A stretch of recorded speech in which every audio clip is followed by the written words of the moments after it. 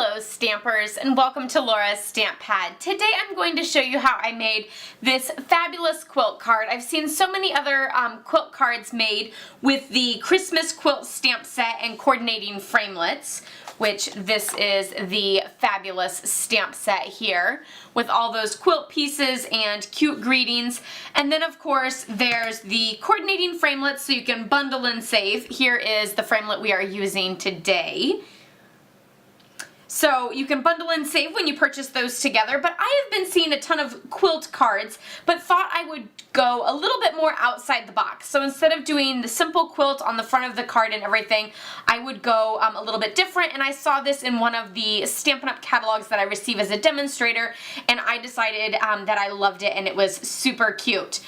Isn't this super fabulous, where it actually has that peekaboo piece popping out where the quilt is actually on the inside of the card. So I just wanted to do a little tutorial to show you how I did that. I started with a piece of real red cardstock. This measures 4 1/4 by 11, and then what I did is I took that framelit that has that piece that does the peekaboo for us, and I added some strips of Post-it note tape. So you can use a Post-it note or anything like that. I found painter's tape is a little too strong, and so sometimes it can rip your cardstock, but that Post-it notes work fabulous, and this Post-it note tape is really good. So I did that and actually made my mark from the center to either side, so I knew where the center was, and so I put little notches here on the Post-it note tape on both sides so that I knew where to line that up on my card so that it would be nice and centered side to side. I didn't really do anything to make sure it wasn't crooked. I just kind of wung that, I guess, if you'll say, and just went with whatever it was. So once you run that through the Big Shot, of course, be sure that when you run it through the Big Shot that the card is open so that you're not die cutting both the front and the back of the card.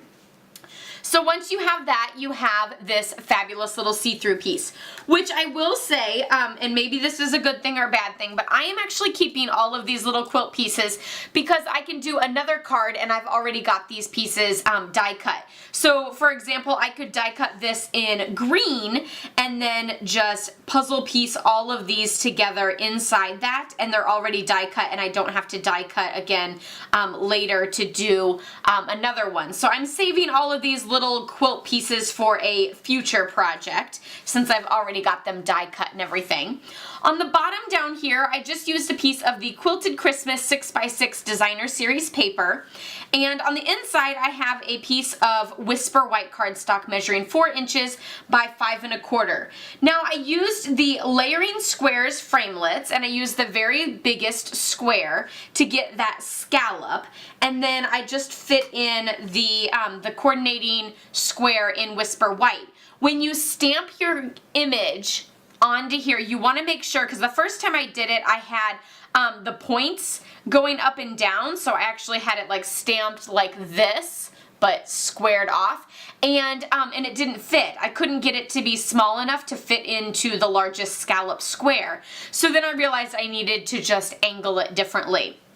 So in order to get this into my card front nice and lined up, what I did is I added adhesive to it here, and then I lined it up on the front of the card, just like that, and then now I'm simply going to close the card and press.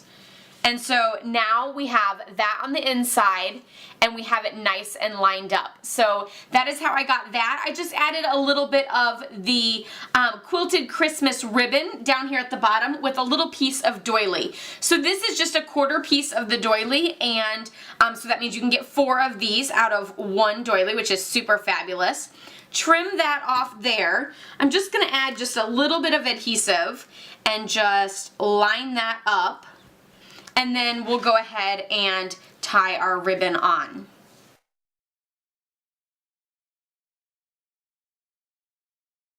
And now I'm just going to rotate it over to the side there, right next to that doily. So now I just simply need to stamp the greeting on the inside and I am all done. So super great way to use the Quilt Builder Bundle as well as that designer series paper and coordinating ribbon. Love, love, love it. Of course you can always mix and match the papers down here. You can always change up the colors to make it for any occasion. You could do reds and pinks for Valentine's Day, showing your love, because after all a quilt just is so cozy, warm, and loving. You could do blues for a winter one. You could do gender specific for a baby card. There's lots of great ways that you could do this, or a wonderful get well card. Again, as that quilt just has that warm, loving feeling. So let me know in the comments below what you like to use with your quilts. Have you been making holiday cards, or do you prefer making all occasion cards like get well, birthday, baby, wedding, or any of those? So let me know in the comments below, as I'd love to hear from you for future ideas. Of course, I'll be posting pictures of these on my blog, laurastamppad.com, so you can check that out. Don't forget to give this video a thumbs up and be sure to subscribe if you're new by clicking down here, and check out some of my other Technique Tuesdays by clicking over here. I'll see you all next time. Happy stamping. Bye-bye.